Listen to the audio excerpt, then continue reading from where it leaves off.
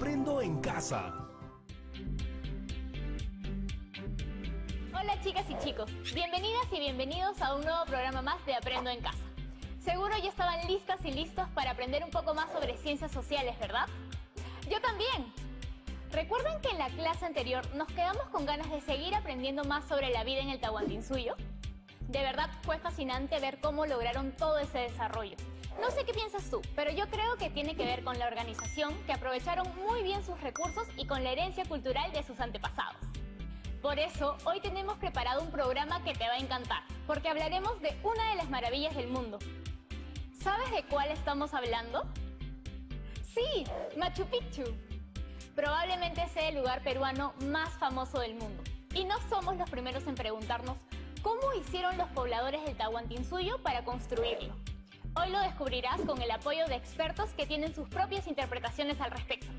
Anima a tus familiares para que vengan y sigan aprendiendo juntos. ¿Listas y listos para empezar? Muy bien, aquí va el video.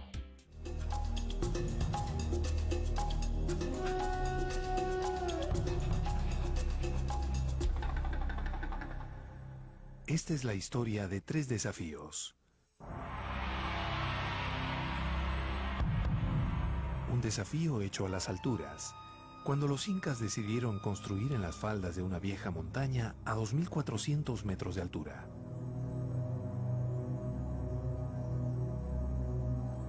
Un desafío lanzado contra el tiempo, cuando la magnífica estructura tuvo que enfrentar ella sola las inclemencias del clima y de los más violentos movimientos sísmicos.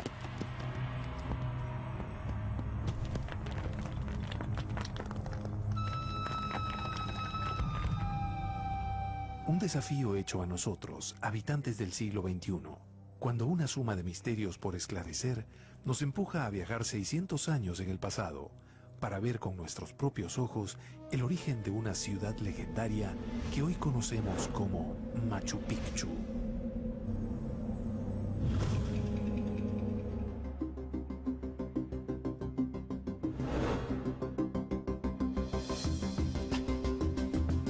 Asumamos el desafío al lado de Krzysztof Makowski, arqueólogo polaco de la Universidad de Varsovia, especializado en temas precolombinos. Bueno, Machu Picchu se construye por 1450, menos de un siglo antes del inicio de la conquista. José Canciani, uno de los más importantes investigadores de la historia del urbanismo y la arquitectura prehispánica. Podemos reconocer que en esas obras hay arquitectos, hay especialistas en diseñar edificios con características formales interesantes, con un ordenamiento del espacio. Fernando Astete, arqueólogo que ha dedicado su vida a entender y proteger la ciudad de piedra más extraordinaria del mundo. Estas personas hacían es algo especial, ¿no? Hay que, bueno, seguramente yo como andino lo siento más, ¿no? Pero es un espectáculo, es algo extraordinario, ¿no? Sentir ese día estar acá arriba, ¿no?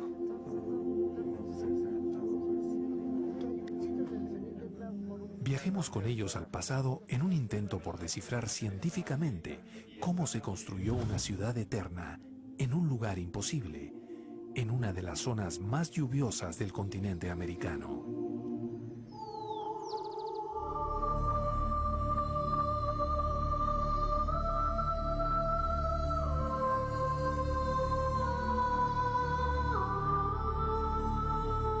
¿Cómo es posible crear una de las mayores obras arquitectónicas del mundo sin conocer la rueda? Sin tener herramientas de hierro, sin haber desarrollado la escritura. Para responder a esas preguntas, tenemos que remontarnos unos 1000 años, al cataclismo climático que desencadenó el fin de la cultura wari. Cuando queremos entender la formación del imperio de Tahuantinsuyo, imperio inca, solemos retroceder en el tiempo, con mucha razón, a una época que es aún bastante oscura. Se ubicaría entre 900 y 1100 después de nuestra era.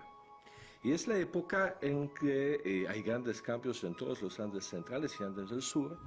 Es la época del ocaso de importantes organismos políticos como el Imperio Huari y muy correlacionado con el Imperio Huari el reino de Tiahuanaco. Si bien hay evidencias de que los incas heredaron técnicas y formas arquitectónicas anteriores a ellos, también las hay de que fueron grandes innovadores.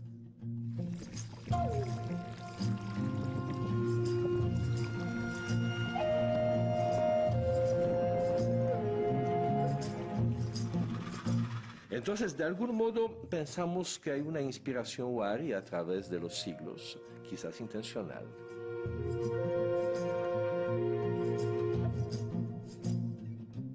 Y por otro lado, se hace uso de las técnicas de otras partes, ¿no? Creando una cosa nueva, porque la talla inca, como lo demostró muy bien Potzen, no tiene nada que ver directamente con el sistema tiahuanaco. Sin embargo, en cuanto a la capacidad de la talla misma, de pulido, en algunos aspectos la supera.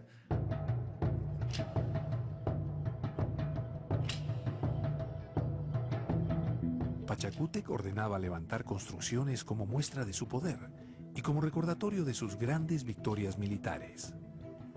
Así, en las afueras del Cusco, ordenó la más importante obra lítica del imperio, Sacsayhuaman, fortaleza y templo con forma de cabeza de puma, cuyo cuerpo sería la ciudad del Cusco. Pachacútec mandó que viniesen de las provincias 20.000 hombres, y que los pueblos les enviasen bastimento necesario, y si alguno adoleciese, entrase en su lugar otro pueblo. 4.000 de estos quebraban las piedras y las movían. Otros 6.000 las andaban trayendo con grandes sogas de cuero y de vegetal. Otros estaban abriendo zanjas y haciendo las bases. Para estar más cómodos, hacían su alojamiento de acuerdo a su origen y acampaban junto a donde se hacía el edificio. Si bien los incas no dejaron testimonio escrito de su historia, los relatos de los primeros cronistas españoles rescatan la figura de Pachacútec como su más grande estratega político y militar, un líder con la visión necesaria para crear un imperio y para ordenar la construcción de una de las maravillas arquitectónicas del mundo, algo que puso a prueba todo lo que los pueblos prehispánicos habían aprendido a lo largo de su historia.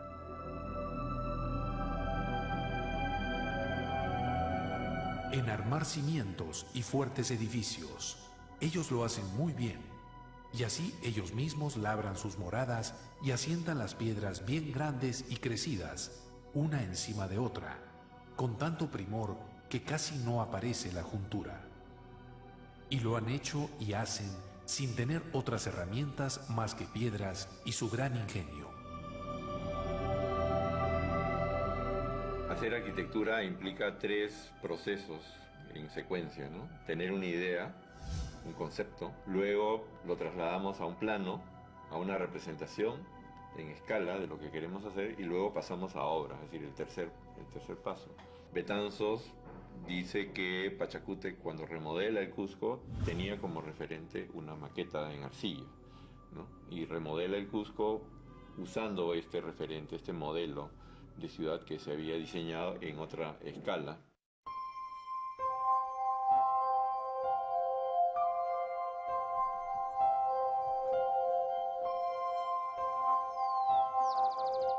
El bosque húmedo elegido por Pachacútec era un terreno difícil y desconocido. Las torrenciales y permanentes lluvias erosionan las montañas provocando constantes derrumbes. ¿Por qué construir tan notable establecimiento real precisamente allí? Los dioses incas habían escrito la respuesta en el paisaje circundante.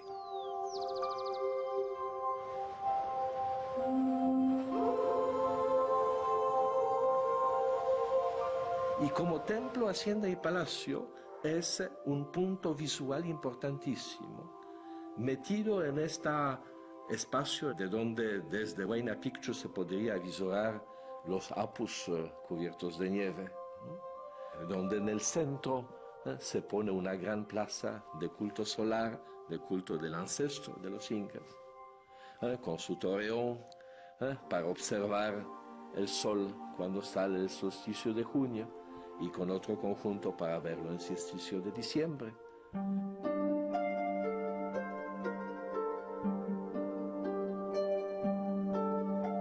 Además de estos condicionantes logísticos, territoriales, climáticos, los incas buscan emplazamientos que tengan una cierta magia, un lugar donde se encuentren normalmente dos o más ríos, lo que se conoce como un tincuy, hoy día lo decimos tingo, un lugar de encuentro donde dos ríos afluyen y generan la complementariedad, ¿no? Y esto entra dentro del marco de la cosmovisión andina, del complemento de dos, del contrapunto, de las alianzas entre dos partes, ¿no?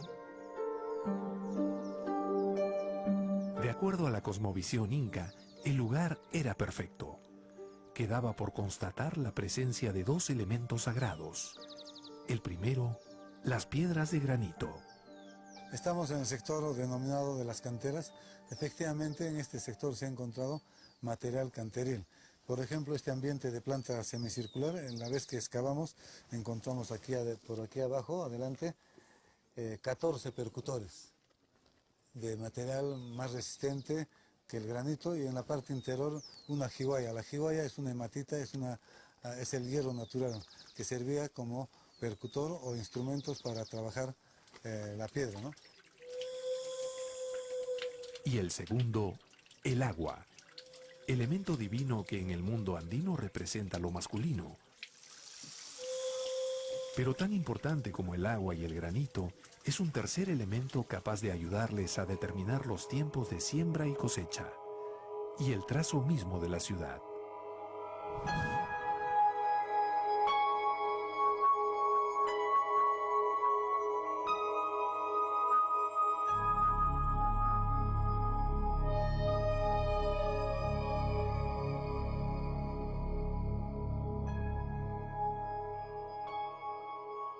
Nosotros lo primero que se construye en Machu Picchu, después de lo que es el canal que va a traer el agua para trabajar y supervivir en Machu Picchu, es lo que se conoce ahora como el Intihuatana, que es un centro de observación astronómica.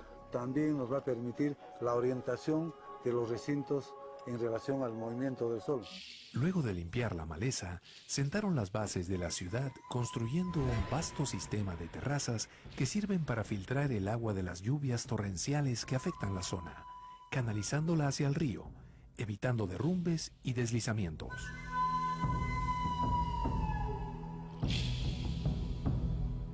La racionalidad andina es totalmente opuesta a la contemporánea.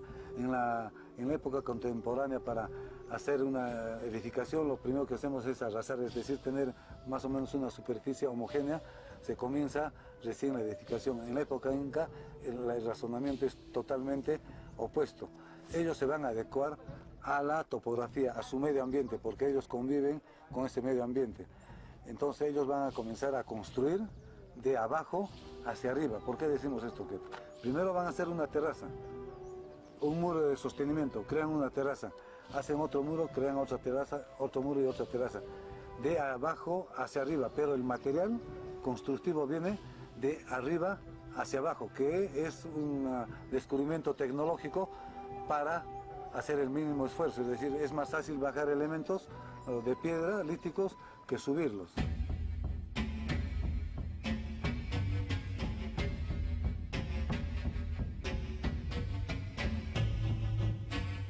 Pero lo más interesante de todo es, en el mundo contemporáneo, o en la racionalidad moderna, vamos a decir, después de haber hecho toda una edificación, nos queda cantidad de material de desecho, ¿no es cierto? Ese material que se hace ahora, se agarra un volquete si uno puede y se tira a los alvéolos de un río.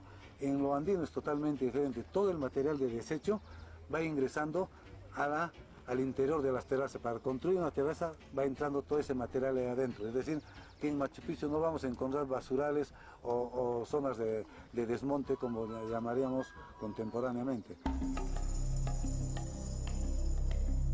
Estas terrazas, que constituyen más del 60% de las construcciones de la ciudad, permiten darle a esta zona, afectada por lluvias torrenciales y eventuales terremotos, una fortaleza que ha probado su solidez a lo largo de casi 600 años.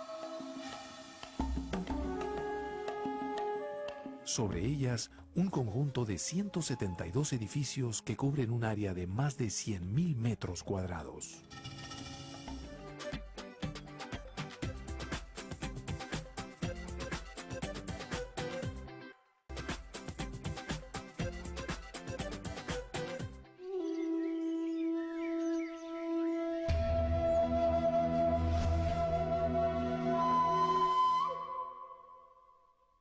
¿Qué habían planificado construir los incas en las faldas de la Montaña Vieja o Machu Picchu? ¿Una guiahuasi? ¿Una fortaleza? ¿Una residencia para el emperador? ¿Un centro de intercambio comercial? ¿Observatorio astronómico? Y no es ni una ciudad, ni una ciudadela, sino quisiéramos buscar un nombre apropiado. Sería el nombre de hacienda. Y Machu Picchu, visto desde esta perspectiva, es además una hacienda muy distante de una hacienda española o una hacienda romana, por ejemplo, por el hecho de que más de la mitad de sus edificios no se relaciona ni con la producción económica, ni con usos placenteros residenciales, sino tienen que ver con la afirmación de carácter divino de su temporal ocupante, es decir, el Inca.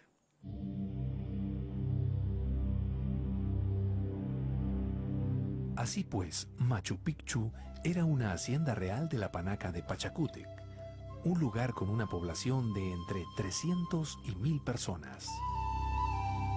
Pero ¿cómo vivían? A la luz de las últimas investigaciones, así podría haber sido un día en la vida de esta hacienda real.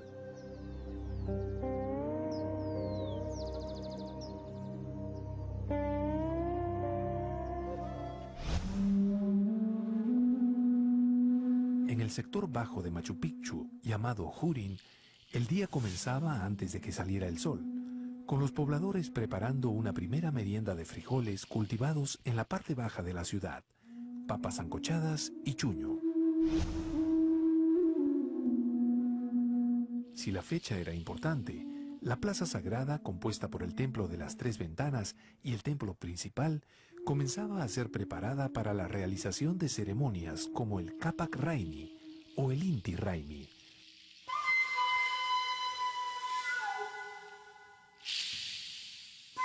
En el sector alto de la ciudad, llamado Hanan, que congrega las edificaciones más importantes como la residencia del Inca, también el día comenzaba al amanecer.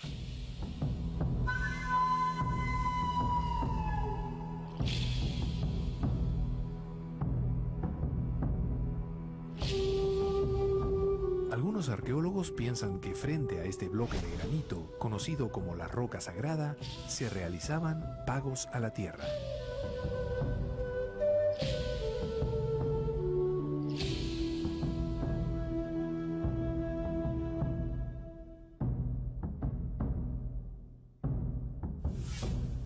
Otros sostienen que se trata de una representación de nevados sagrados.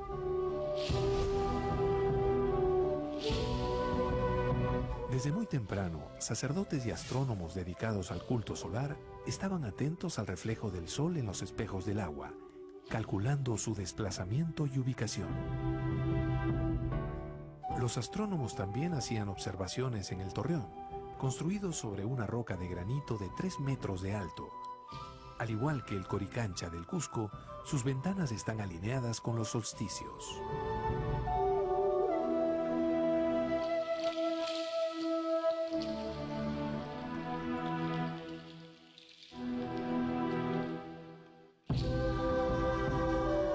Como los incas adoraban a los 2 elementos que hacen posible la agricultura, el sol y el agua, aquí también se encuentra la primera fuente de agua de todo Machu Picchu.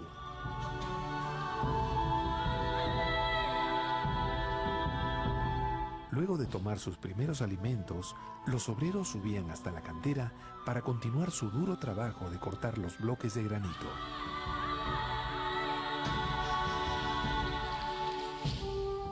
En el Templo del Cóndor se hacían diversos rituales a esta ave sagrada, ya que según sus creencias, sus grandes alas eran las que movían las nubes para provocar la lluvia.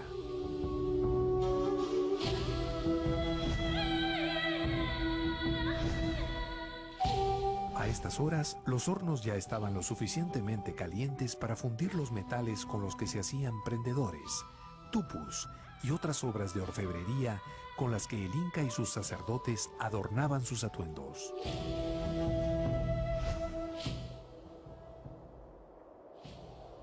A medida que el día avanzaba, partían los chasquis llevando las órdenes del Inca o de las autoridades, mientras cargadores traían alimentos de Ollantaytambo, Pisac y Huiñayhuayna, ya que lo cultivado en la propia ciudad era insuficiente para cubrir las necesidades de sus pobladores. Machu Picchu se construyó con los materiales proporcionados por la propia montaña, modelados con instrumentos de piedra tomados de los alrededores. Bernabé Cobo, cronista español que fue testigo de la construcción de la Catedral del Cusco, escribió: los instrumentos que tenían para cortar la piedra eran guijarros negros y duros de los ríos, con que labraban machacando más que cortando. La principal herramienta de los incas para cortar y moldear la piedra era otra piedra, la hematita, llamada iguaya en quechua, con la cual golpeaban y cortaban los bloques de granito. Los bloques más grandes eran trasladados en rampas, jalados por grupos de trabajadores con sogas de ichu o magüey, e impulsados por palancas de madera. Para aminorar la fricción del suelo usaban polines de piedra o de madera.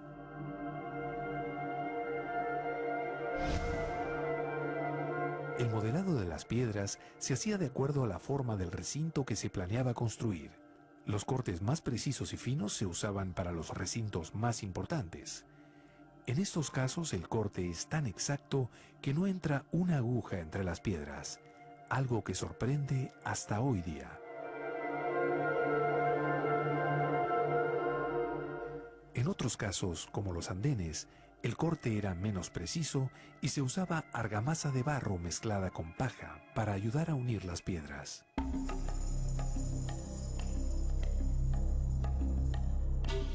Los bloques se trabajaban en dos momentos. Primero en la cantera, donde se hacía un primer corte, buscando crear superficies cóncavas y convexas que faciliten su adosamiento. Una vez en su lugar, se hacía un segundo corte, más fino y exacto, que le daba el acabado perfecto que perdura hasta hoy, casi 600 años después.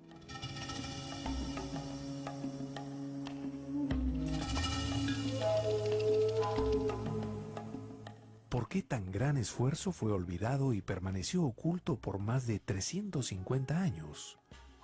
¿Fueron los propios incas quienes lo abandonaron? ¿O los conquistadores españoles determinaron su suerte?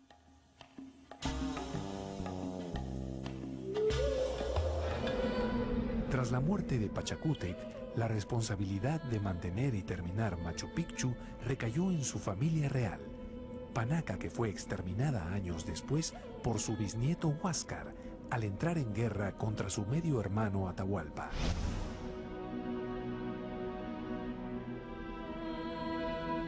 Al quedar Machu Picchu desamparada, sus pobladores fueron abandonándola paulatinamente, hasta que en poco tiempo fue cubierta por la maleza.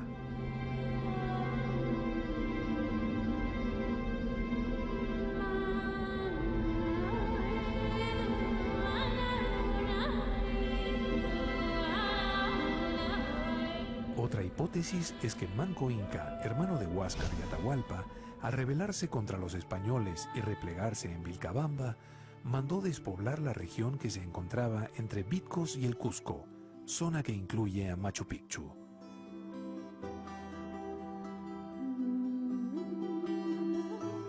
tercera teoría es que Machu Picchu continuó siendo habitada hasta 1570, cuando los conquistadores dispusieron la concentración de los indígenas en reducciones.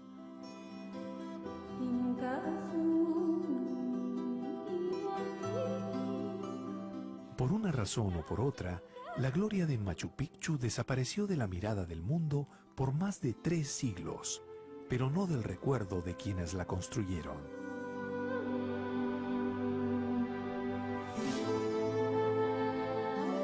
Yo me acuerdo haber visto a indios viejos mirar la ciudad del Cusco y dar un alarido grande, que se les convertía en lágrimas de tristeza, contemplando el presente y acordándose del pasado.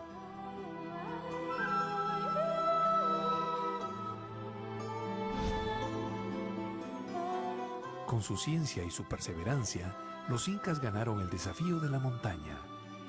Con su fortaleza y solidez, Machu Picchu se impuso al desafío del tiempo.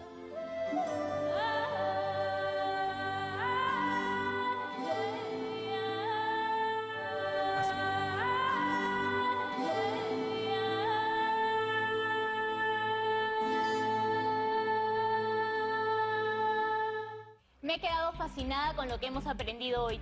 ¿Ustedes? Con razón, en el año 2007, Machu Picchu fue elegida como una de las maravillas del mundo moderno a través de una votación por internet.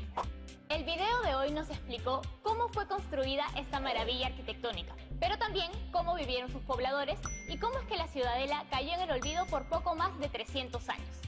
¿Por qué hay varias interpretaciones sobre eso? Pues porque para reconstruir nuestra historia, los investigadores recurren a diversas fuentes y sobre esa base hacen sus propias interpretaciones. ¡Qué interesante!, ¿no? Pues por ahí va el reto de hoy. Vas a elaborar un cuadro donde pongas las distintas versiones sobre la historia de Machu Picchu. Y además vas a responder la siguiente pregunta. ¿Por qué la construcción de Machu Picchu sigue asombrando a toda la humanidad? No olvides guardar todos tus apuntes en tu portafolio de aprendizaje. Nos vemos en la siguiente clase. ¡Chao!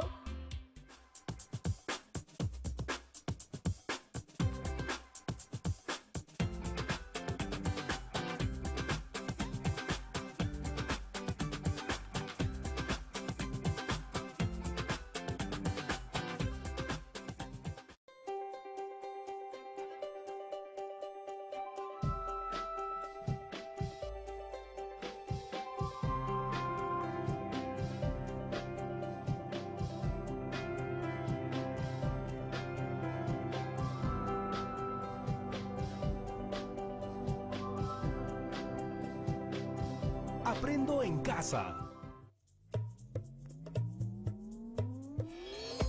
Hola, hola a mis amigas y amigos del cuarto. Llegamos al final de la semana y en este episodio de Aprendo en Casa conversaremos sobre quiénes contribuyeron a la independencia de nuestro país.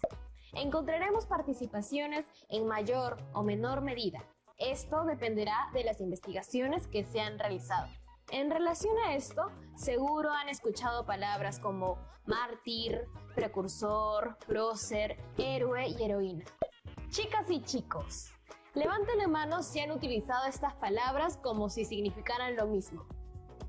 Pues no, así no es. En este programa veremos diversos puntos de vista al respecto. Como ustedes saben, somos un país independiente y no un territorio dependiente de otros países. Esto se debe por la participación de un gran número de personas. Dentro de este gran número de personas, ¿ustedes creen que hay liderazgos no reconocidos? Desde la segunda mitad del siglo XX se han enfatizado en estudios sobre la participación de sectores populares, el liderazgo de las mujeres y de ciertos líderes de distintas partes del país que tuvieron un papel importante en la independencia. Es por eso que en el programa de hoy analizaremos juntos el rol de los peruanos, peruanas y extranjeros en la lucha por conseguir nuestra independencia política. Esto me parece genial porque justo estamos a puertas de conmemorar el bicentenario de nuestra independencia y creo que es muy importante reconocer el esfuerzo de todas aquellas personas que estuvieron involucradas en este gran logro nacional. Entonces, ¿qué les parece si ahora vemos un video para recordar quiénes son? Vamos con el video.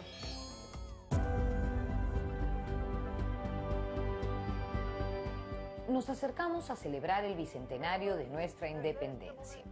Y es importante resaltar que la independencia peruana fue un proceso, no solamente un conjunto de acontecimientos aislados, como el 28 de julio de 1821 con la proclamación hecha por San Martín en Lima, o el 9 de diciembre de 1824 con la batalla en las Pampas de Ayacucho.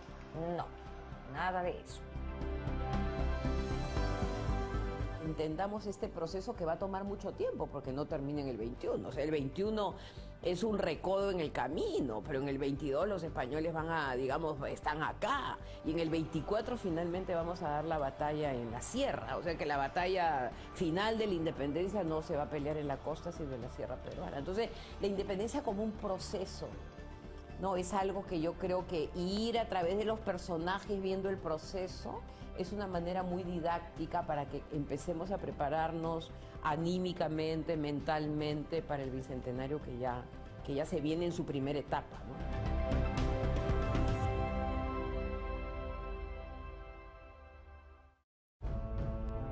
Entonces, la independencia del Perú fue un largo proceso que se inició muchos años antes que la llegada de San Martín o Bolívar. Algunos señalan que el origen lo podemos encontrar en la segunda mitad del siglo XVIII, con la gran rebelión del Cusco de José Gabriel Condorcanqui, Túpac Amaru II, en 1780.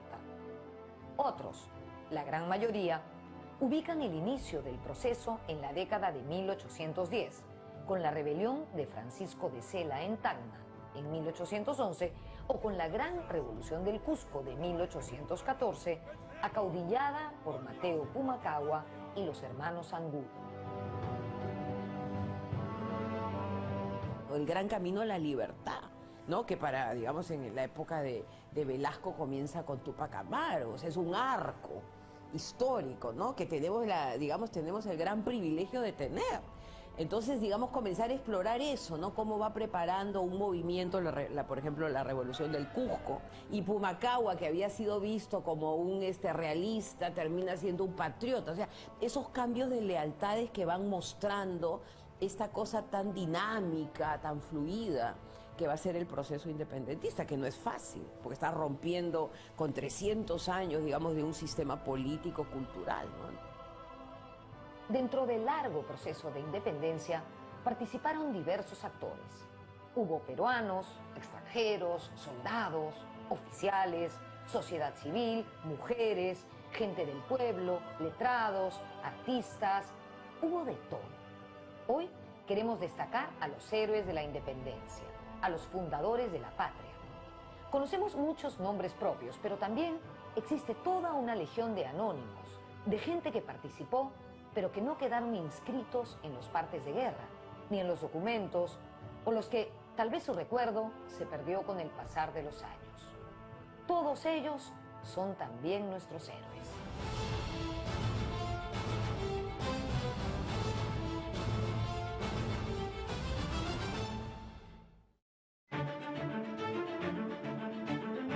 Un héroe debe encarnar los valores de la sociedad de ese entonces o debe ser el ejemplo a seguir.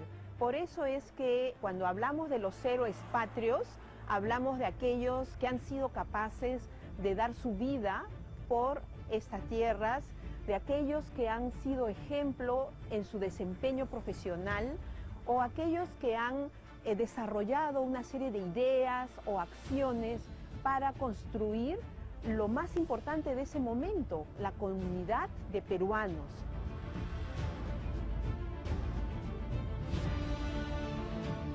Todas, hombres y mujeres, son patriotas.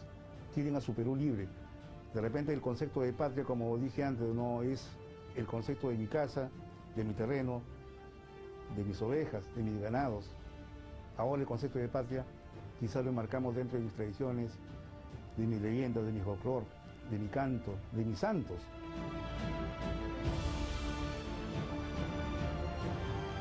Yo recuerdo siempre que en la época aquella, para los que son muy jóvenes, se usaban pues las láminas Navarrete para hacer las asignaciones de los colegios. Entonces siempre había alguien que me tocaba la puerta a alguna hora indebida, quizás, ¿no? Y me llamaban, ¿no? Te buscan, ¿no? Y yo decía, ¿pero quién es, no? Y era para que dibujara, pues, para las asignaciones, ¿no? Entonces, ¿cuántos grados? Bolognesi, ¿no? Alfonso Ugarte, José Olaya, pues, he dibujado cuando era niño, ¿no?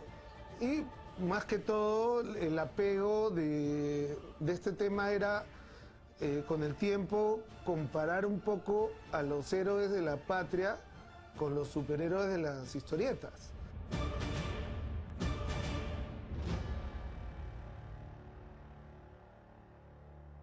Ahora, si bien es frecuente incluir a todos estos personajes bajo la denominación de héroes, podemos entrar más en detalle y distinguirlos en varias categorías.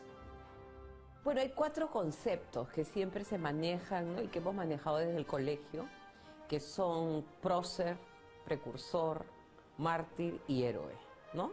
Y aunque se pueden superponer, pero yo creo que tenemos ejemplos muy precisos.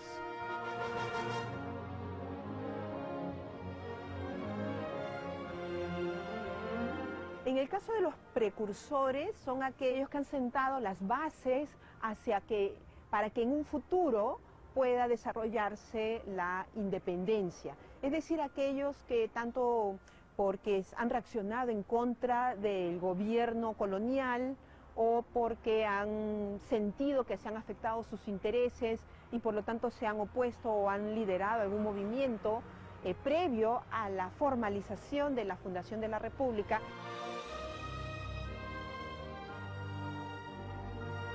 Juan Pablo Vizcarra y Guzmán es un precursor porque, digamos, él ya va preparando el camino, digamos, el imperio ya está haciendo sus reformas, expulsan a los jesuitas, él sale dentro de los expulsados, muy jovencito, muy bien preparado en las humanidades, y digamos, el desarraigo, ¿no? Esto que Bolívar más adelante va a desarrollar, ¿no? Que España es una madrastra, que trata mal a sus hijos.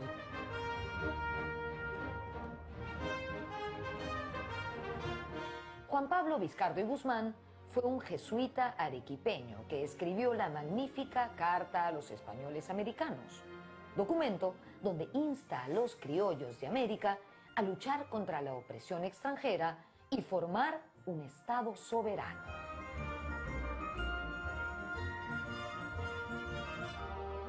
La carta de Vizcarra y Guzmán, que es una carta que, digamos, la llevan los revolucionarios por toda Latinoamérica, cuando están haciendo Miranda, por ejemplo, lleva su pequeña imprenta donde está imprimiendo las cartas para repartirlas. Entonces, el nuevo mundo es nuestra patria y su historia es la nuestra, ¿no? Entonces, yo me acuerdo siempre esa frase tan poderosa, que ya te va mostrando el camino de los españoles americanos, ¿no? Que no somos parte de ellos, somos algo diferente.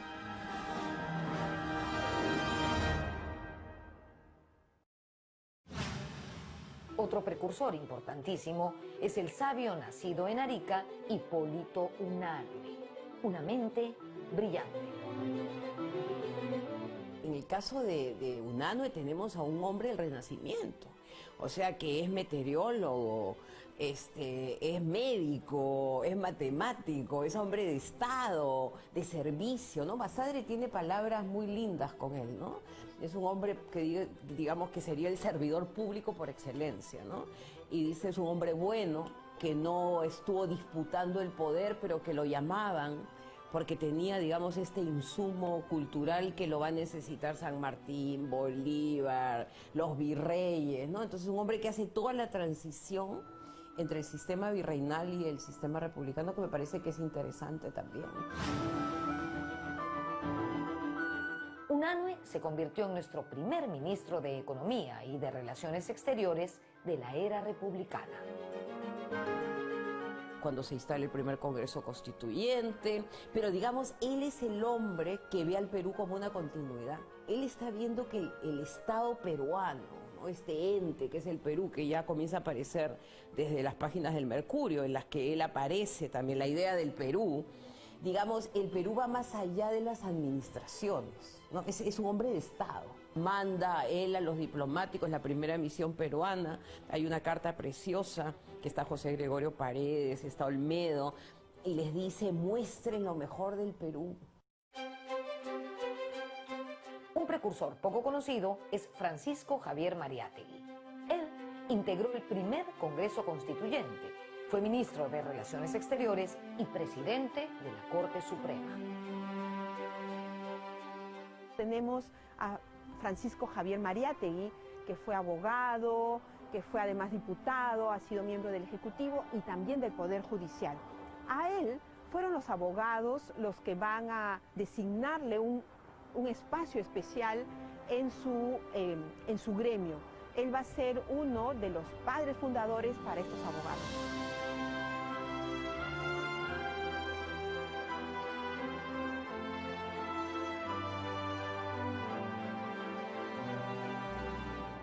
José Faustino Sánchez Carrión es otro de nuestros precursores.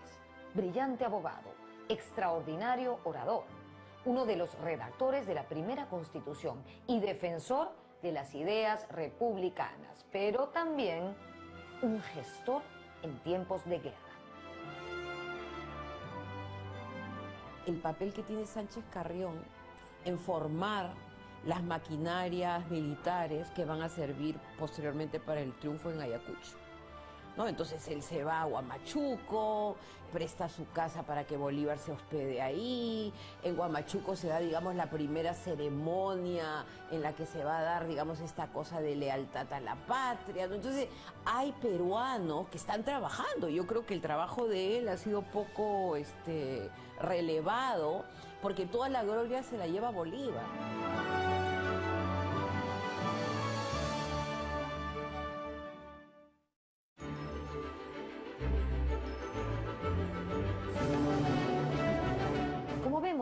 El concepto de héroe es muy amplio y no se circunscribe solamente al ámbito militar. De acuerdo a los tiempos, su concepto varía. Por ejemplo, en el pasado griego, el héroe era pues alguien que tenía como un nexo con los dioses. Va pasando el tiempo y eso va cambiando, y el héroe es alguien que ha hecho pues una acción digna de admirar. Los héroes van a ser aquellas personas que van a tener una actuación destacada en determinados momentos históricos de un país. Por eso es que el país después los va reconociendo poco a poco esa condición especial que de alguna manera han generado un hito en la historia de esa sociedad.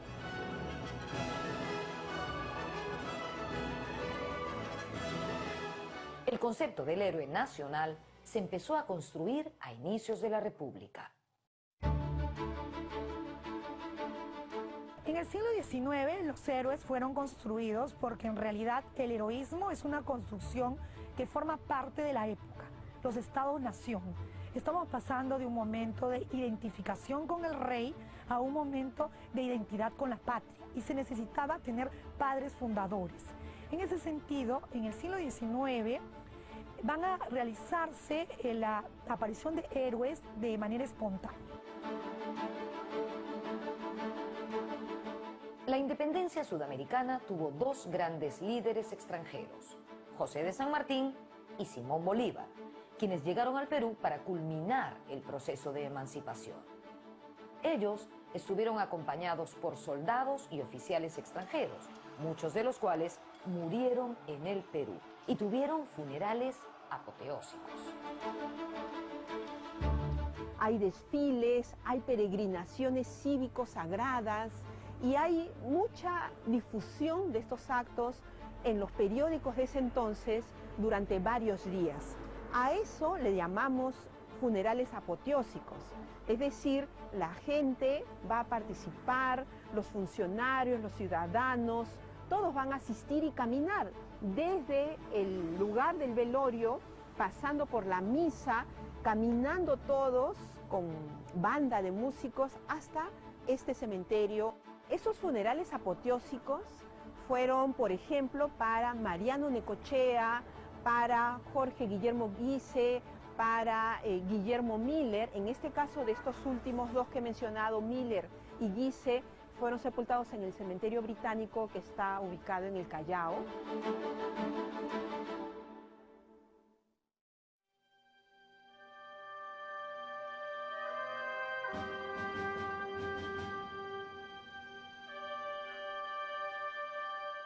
Junto con la expedición libertadora liderada por el general José de San Martín, llegaron al Perú muchos soldados y oficiales argentinos. Uno de los que más se identificó con nuestra patria y de hecho regresó aquí para pasar sus últimos años fue Mariano Necochea. Mariano Necochea había participado en la independencia de Argentina, de Chile y la del Perú. Aquí fue jefe de caballería durante la batalla de Junín en 1824, donde fue seriamente herido. Aquí, detrás de mí, está la tumba de Mariano Necochea. Es una verdadera belleza. Sin embargo, sus restos no reposan aquí, porque fueron trasladados al Panteón de los Próceres, lugar que visitaremos más adelante en el programa. Volvemos más adelante para hablar de dos de nuestros grandes mártires, el pescador chorrillano José Olaya y la aguerrida Micaela Bastidas. También visitaremos el Panteón de los Próceres.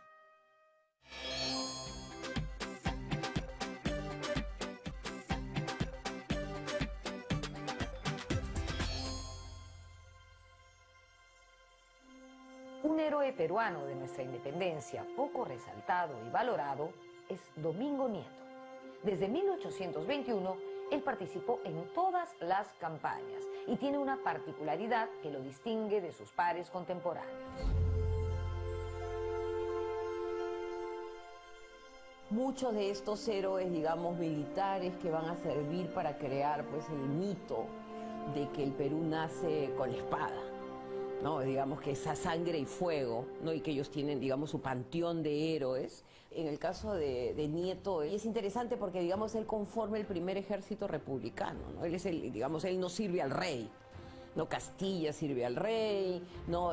Santa Cruz sirve al rey, Gamarra, parte del, digamos, de los ejércitos realistas. En el caso de Nieto, él tiene 17, 18 años, es un adolescente y entra a la expedición libertadora, Miller lo recluta y hace todo ese camino de ir forjando, digamos, con la espada, ¿no? En todas estas batallas, Puerto Intermedios, con San Martín, ya se va fogueando, digamos, el ejército del Perú, ¿no? Entonces sería un héroe militar, ¿no? Que también yo creo que hay que tomar en consideración para crear, digamos, esta diversidad de actores que van a ir forjando lo que es, digamos, la nación peruana en sus orígenes.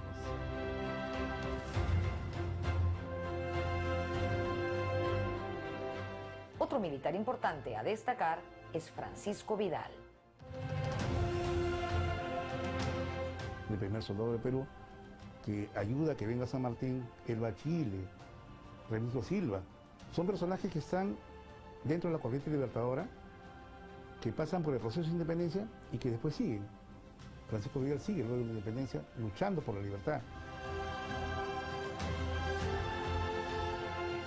Sin estos patriotas peruanos, sin la participación de Vidal, movilizando a Supe, movilizando al Norte Chico, entonces son, digamos, regiones o partes del Perú que se van aunando, ¿no? La expedición de Arenales, todos los pueblos que se van uniendo. Entonces yo creo que todo eso, como pequeñas cuotas que van dando los pueblos del Perú cuando están, digamos, acuérdate que se entran a las iglesias, se toman los crucifijos de oro, de plata, todo eso se va a fundir para poder, digamos, solventar la guerra, ¿no? Entonces todo eso hay que sacarlo digamos, en la discusión, ¿no? Porque pareciera ser que llegan ellos con todo. Y yo creo que sin los recursos de esta especie de guerra de recursos, digamos, de los pueblos, estas maquinarias, la expedición de San Martín y la Libertadora del Norte no hubieran podido funcionar definitivamente.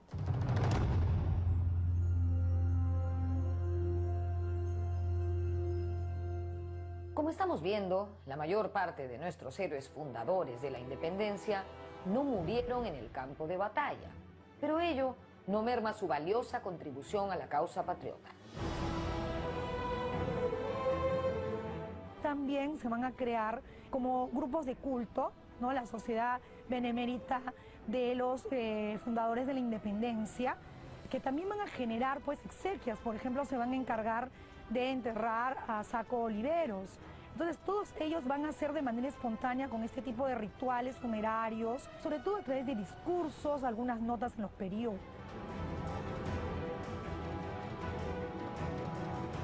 Hay también funerales que no fueron famosos ni tan reconocidos como en el caso de los funerales apoteósicos y de los funerales organizados por determinados gremios o comunidades de culto para recordar la memoria de estos héroes.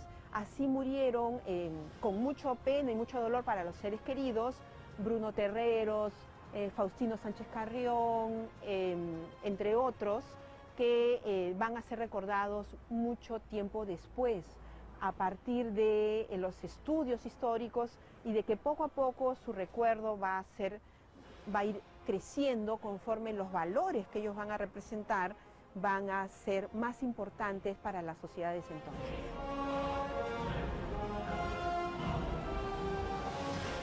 En el siglo XX, el Estado empezó a reconocer héroes oficiales. Quien comenzó este proceso fue el presidente Augusto B. Leguía, en las celebraciones por el centenario de nuestra independencia.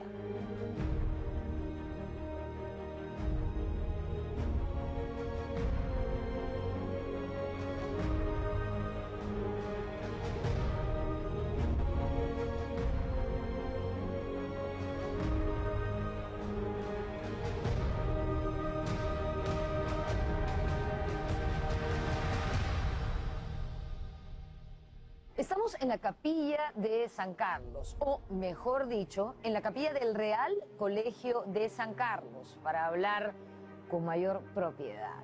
Se ubica al lado de la casona de San Marcos, en el Parque Universitario.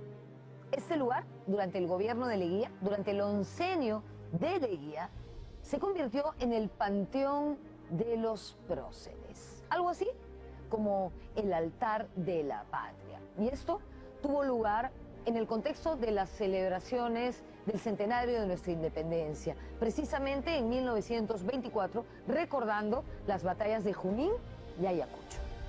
Por ejemplo, ahora descansan aquí los restos de Mariano Necochea, del mariscal Miller y del almirante Martín Jorge Guise. Aquí encontramos monumentos, placas y bustos en homenaje a las figuras principales de nuestra gesta libertaria.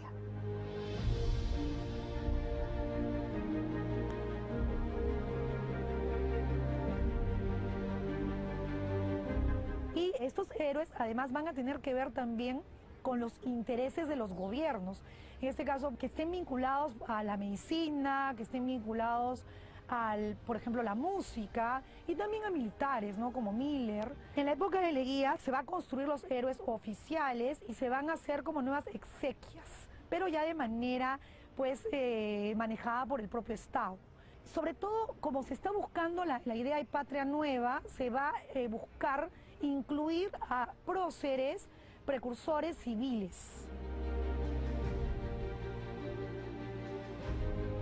Uno de los primeros héroes que van a ser oficializados va a ser Simón Rodríguez, porque Simón Rodríguez es un educador que vino acompañando a Bolívar, había tenido mucha influencia en la formación de Simón Bolívar, y este educador civil va a llegar a estas tierras y va a encargarse de la fundación de escuelas.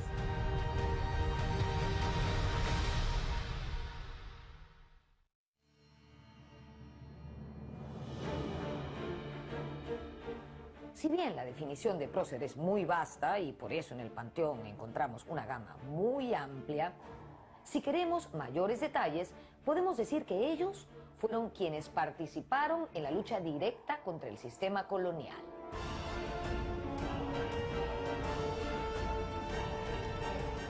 Por ejemplo, en el gobierno de Velasco Alvarado es importante la construcción de un héroe que va a ser como que llamado a aglutinar a la mayor cantidad de peruanos, como va a ser Tupac Amaru II.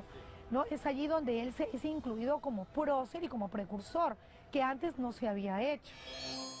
Ya estoy aquí de vuelta. He quedado muy sorprendida por lo que hemos visto. Hace mucho que no pensaba en estos diversos personajes y en su participación por la búsqueda de nuestra independencia.